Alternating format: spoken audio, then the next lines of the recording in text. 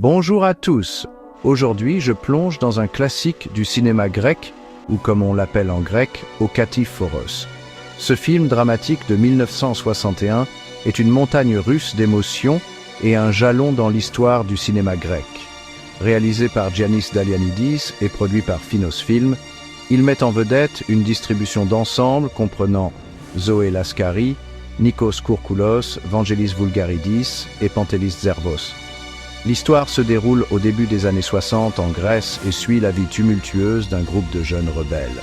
L'intrigue est centrée sur Rhéa, interprétée par Laskari, et son petit ami Kostas, joué par Kourkoulos. Rhéa découvre l'infidélité de Kostas et le quitte pour Pétros, une âme bienveillante interprétée par Voulgaridis. Mais Kostas, n'étant pas du genre à accepter le rejet, humilie publiquement Rhéa et entame une relation avec sa sœur, Léna. Dans une tentative pour protéger sa sœur, Rhéa finit par tuer Kostas.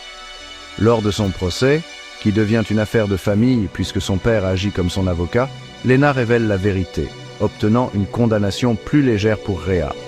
Le film a été un énorme succès au box-office, vendant plus de 161 000 billets dans les salles de cinéma de première diffusion à Athènes et au Pirée.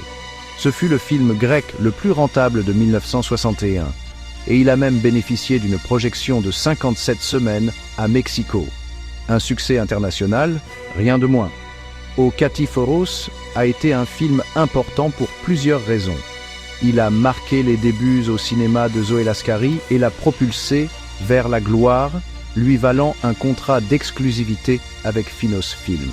Curieusement, le rôle principal avait été initialement offert à Aliki Voudioukláki, qu'il a refusé en raison des scènes de nudité.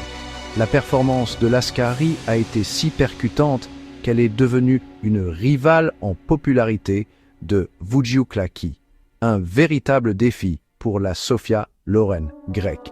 Il a également propulsé les carrières de Kourkoulos, Voutsas et Voulgaradis.